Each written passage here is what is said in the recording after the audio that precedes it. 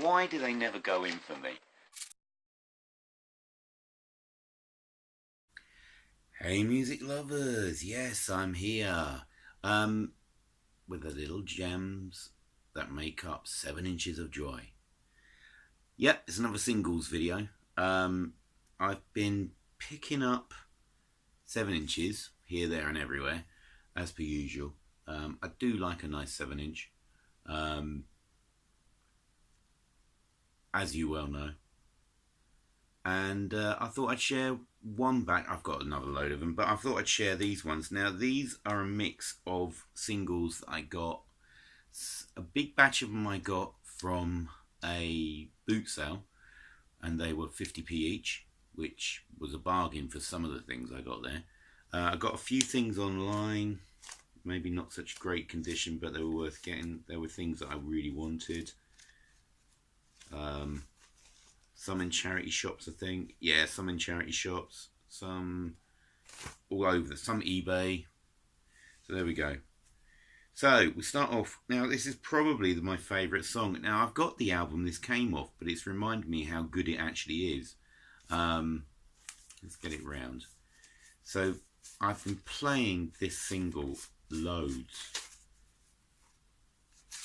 lately, and it is the Beach Boys, Sail on Sailor, released in 1973 on the Holland album, which I do have. But I saw this is part of the 50p bash, and I saw this with a proper Reprise label on it, even though it's not the greatest shape. But I thought 50p, right, Beach Boys pick up, and Sail on Sailor, what a fantastic piece of music. Absolutely love it. It's just makes me feel good listening to that song. The B-side is California Saga, which I'm not so keen on. I don't mind it, but Sail on Sailor, magical. I also picked up in that batch, what have we got here? Part of the Union by the Strawbs. It's okay. I got it to I don't actually remember that song. I don't know if I've ever been exposed to it, but it's in a proper A&M sleeve, so I picked it up just for the hell of it. It's alright. This one's quite fun. And easily the oldest one in the batch. So this is Lonnie Donegan on Pie from 1959. I don't know whether this is an original issue or not. Quite possibly, but I'm not sure. So we've got the Battle of New Orleans, which is a terrific song, and Darling Corrie on there, which I love that one. Battle of New Orleans is a great song. I also picked up, now I didn't have this in my collection anywhere, not even on a compilation, I don't think. Single is a bit, covers a bit, had it, but it is, and I really like this song. Get it round the right way so you can see the label properly. There we go. So this is A Horse With No Name by America. I really like this song. Yeah, the songs are okay. Every Day, Everyone I Meet is from California, and Sandman. So it's a 3-track single, but I got it for A Horse With No Name, which I really, really like. Once again, I don't know what all these numbers mean. I have no idea what number 20. Maybe it's somebody had it as a DJ. Don't know, and that was the order he's going to put it in. No idea.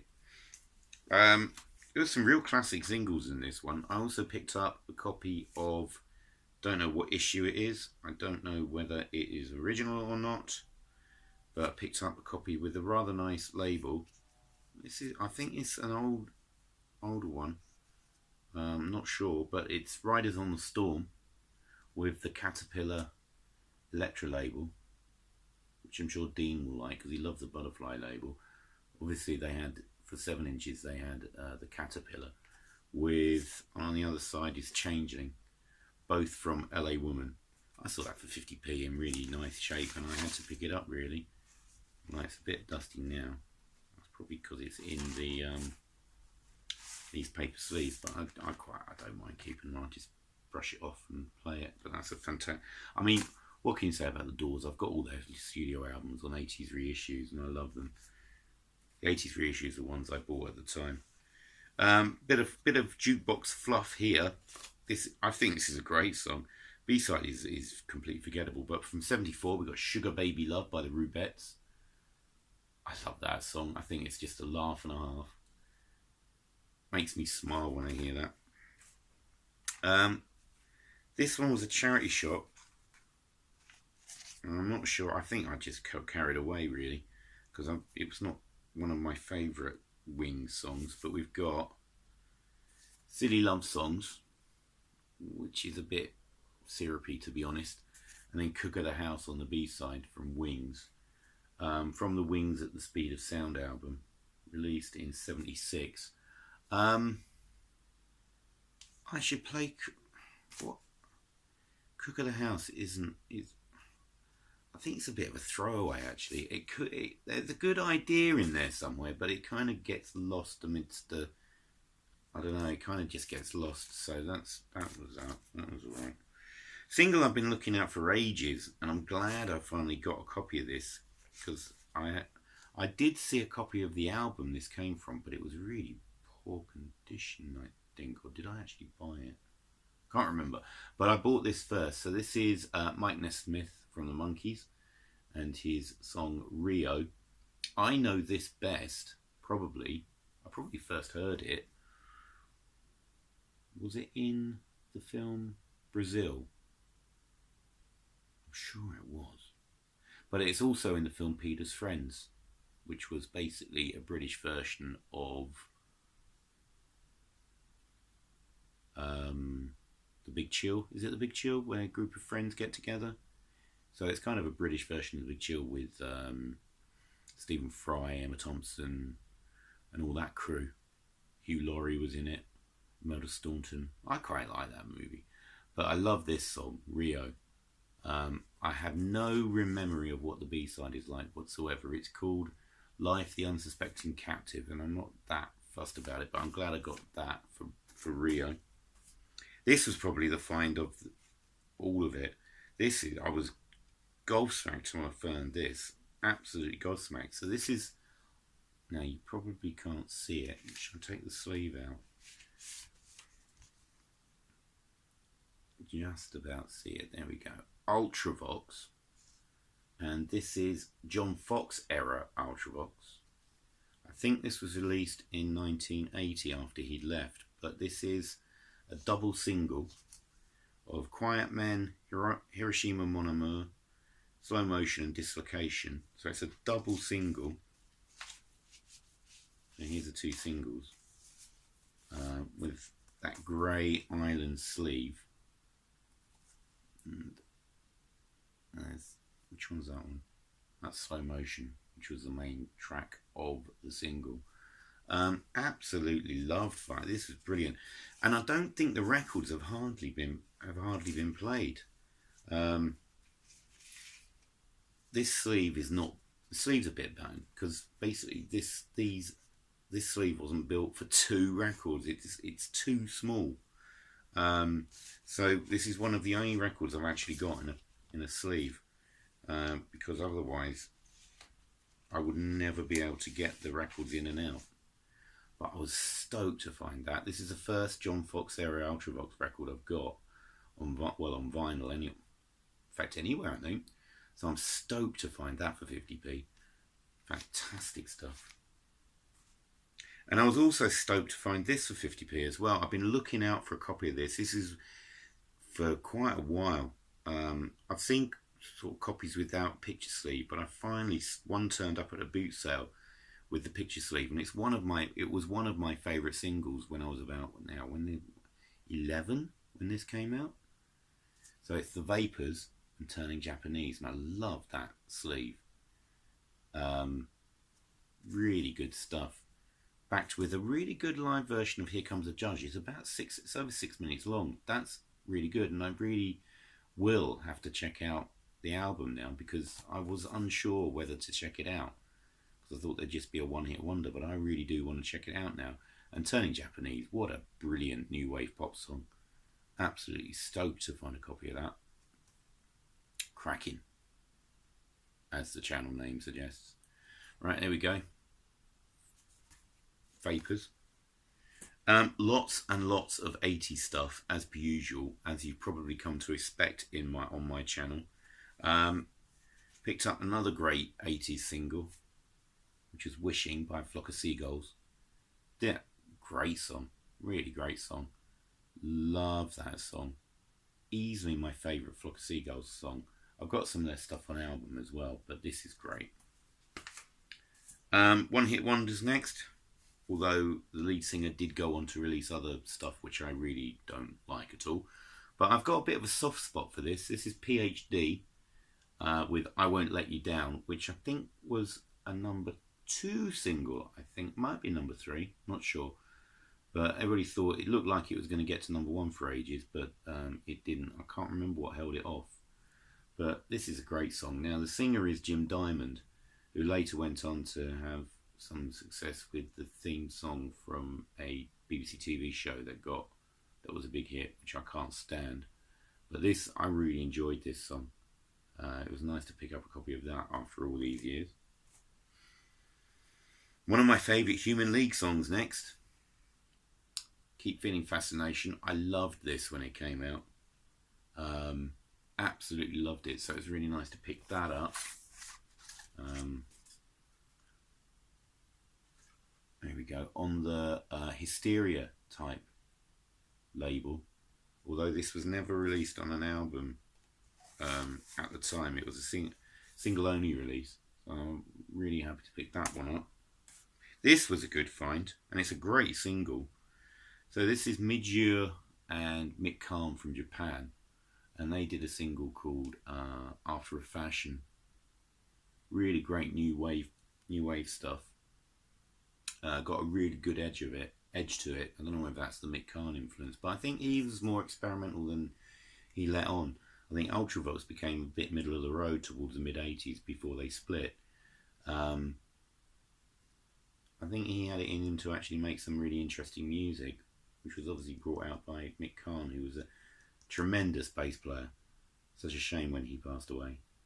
And the B-side is Textures, which is basically does what it says on the tin. It is Textures, but it's lovely. So I was really happy to pick that one up. This one, hang on, who wrote this? La la la la la. Oh yeah. So Bluebells, I'm Falling. Really like this song.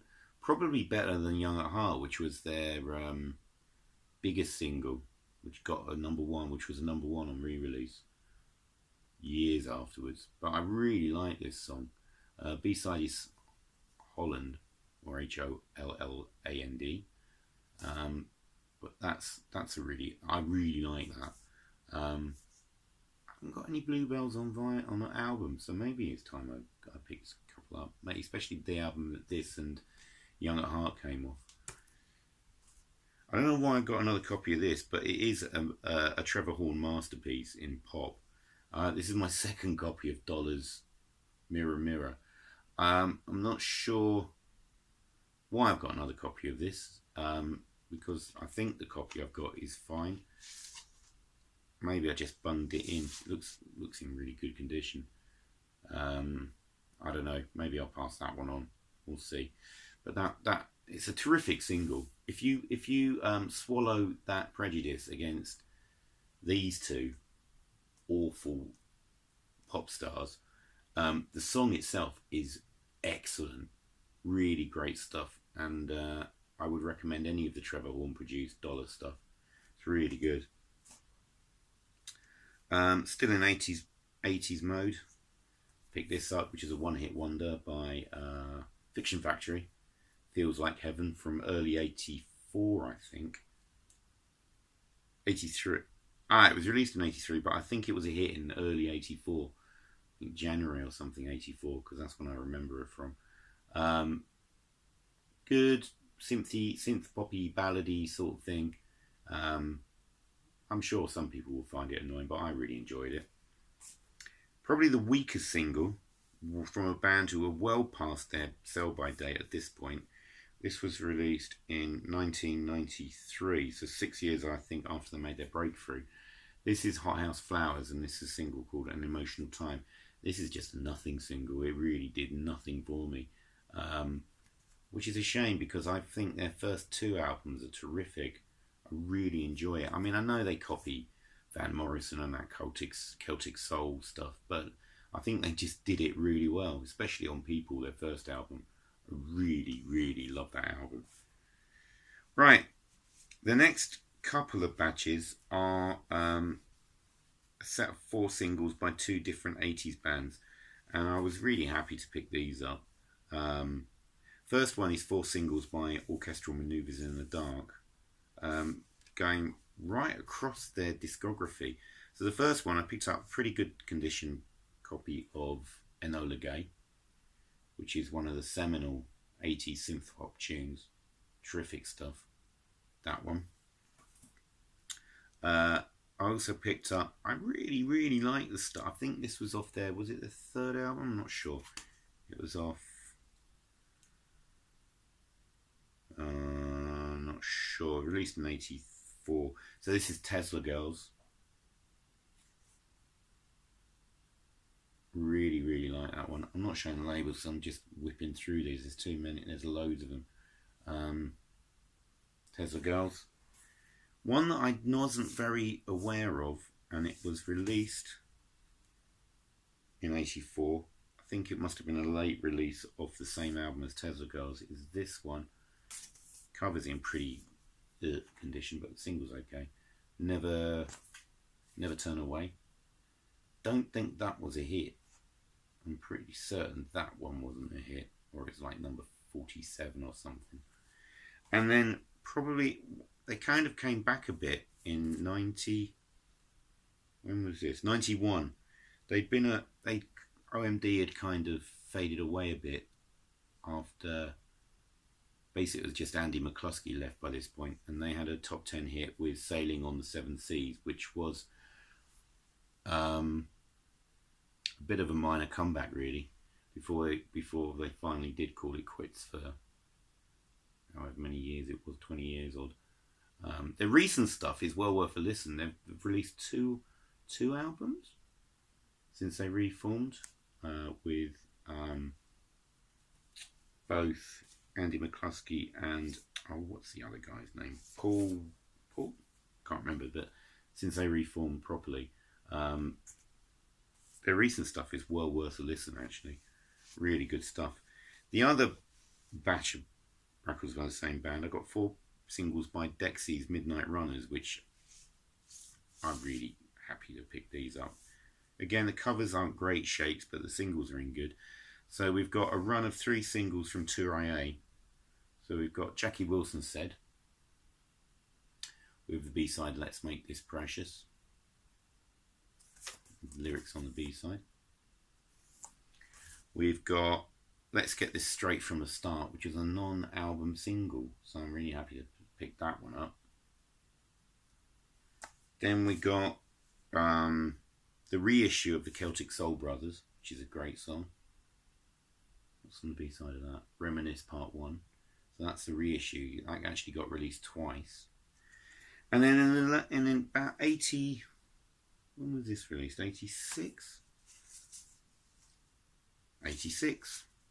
Dexy's provided the theme song to a BBC TV comedy, which was totally forgettable, called Brushstrokes. And it was about a DIY chap who used to get in various situations, and it was absolutely rubbish. But I really liked the theme song because of you. And there we go. So I finally picked up a copy of that, which I'm very happy about. Right, reaching the end of this batch. One of my favourite Daryl Hall and John Oates songs is Out of Touch, and I've been meaning to get that for ages, and I did. So there's Out of Touch. Shame it's not picture sleeve, so I might look out. Might look out for a picture sleeve copy of that. But I was very happy to pick that one up. Probably after 1972 or 3, basically Rod Stewart stopped releasing anything of any worth. after he'd left the Faces and his run of first 4 solo albums, basically I wouldn't touch most of it with a barge pole, except for this song, which was released in '84. This is an awful condition single. The cover is really split. I have to be quite careful with this. I don't know what to do with it. Either well, I'm going to look out for another cover. I'm sure I can probably find one. But this is Infatuation by Rod Stewart, which is, I think it was released in the aftermath of Baby Jane, when that hit #1 in the UK. But I really like this. I think this is a really underrated song. Like I said, I wouldn't touch anything else of his after about 74 with a barge pole, but this is good. I really like that. And I picked up this as well, another poor quality cover, but a Stones rip-off by Broken English called Coming On Strong. I enjoyed that song. I thought it was good. Also picked up, and quite nice nick actually, an Aussie single from the Bark at the Moon album. So we got I'm So Tired, which I think was a UK hit with Bark at the Moon live. So that'll go with my copy I've got of the Bark at the Moon single. So we've got a couple of singles from that album. I think I should Bark at the Moon single. Oh, I can't. I'm probably talking absolute pants here. There we go. More 80s pop as per usual. We've got I Like Martika. I just do. So this is off Martika's Kitchen, which I think is a really good pop album from the late 80s. This is Coloured Kisses, back with Pride and Prejudice. I just pick up Martika singles if I see them, just because I just really like her. Really like her. This could have gone in my goth video. It's a really late, not a great copy, not a great cover, but it's off the Carved in Sand album by The Mission, and it's Into the Blue, which I did think make the top 40. Not terrific quality, but that was quite nice to pick that up for peanuts. And Into the Blue is actually probably one of the better songs that they released. So Carved in Sand. I'm really happy to pick this up. I've been wanting a copy of this one because I really like it's a cover song, and it's Kirsty MacColl doing Days. Really like her version of it. Just like her voice on it. I mean, the actual arrangement isn't that different from the Kinks, but it's a really nice. I mean, it's a pretty decent nick, really. B-side is Happy, which is a co-produced with Johnny Marr, so I presume he might well be playing on it. Really, I should get Kite, which is what this is from. I've heard that. I really like it, but it's nice to have Days anyway.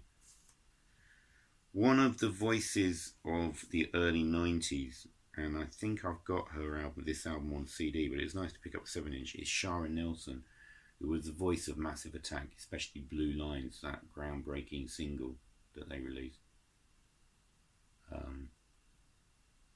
And the groundbreaking single they released, rather. Blue Lines was the album, but terrific single there.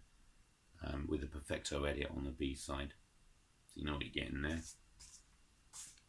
Single that I've been looking out for, and I finally got for the longest time. Early 90s dance single, and I love this song. This is Blue Pearl and Naked in the Rain, and it's the original radio mix, which is the one that I know.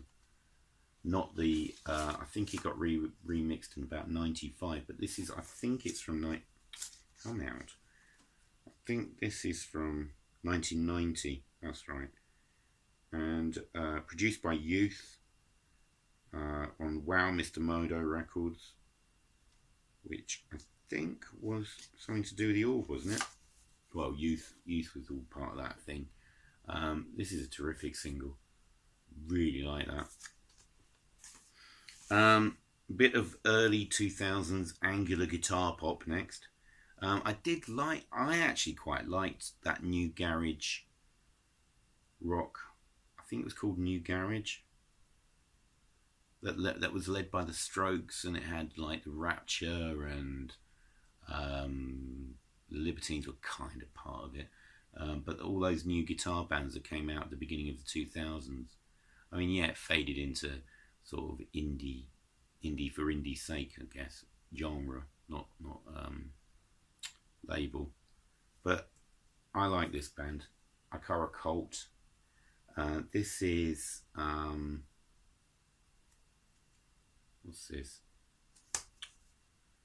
Long Shot. This is called Rudd. It says it there. So this is called Rudd. Kind of taking those post-punk influences, kind of trying to get back to basics. This lot were never successful, but I really enjoyed listening to their stuff. So that's that, Ikara Cult, Rudd. And to round off, one of my favourite singles from this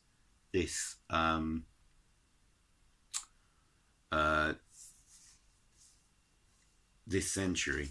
I absolutely love this. Not the A side, which is good, but the B side. I got this for the B side. This is a band called the Long Blondes, and I've shown their second album, which was Guilt, which I managed to pick up pretty good price. But this is Appropriation by Any Other Means. But the B side is Lust in the Movies, and I absolutely adore that. Kate Jackson was I thought she was ace, and they really should have been way bigger than they were. Violin on here is played by Russell Senior from Pulp. Kate Jackson designed the sleeve on Angular Recording Corporation. I might get the label out actually. Oh, it's a nice label actually. So you've got that there, but you've got an eye on that one, which is the eye on the sleeve. I quite like that label. But Lost in the Movies I think it's a terrific song. I love the Long Blondes. I think they're brilliant. Shame I never got to see them.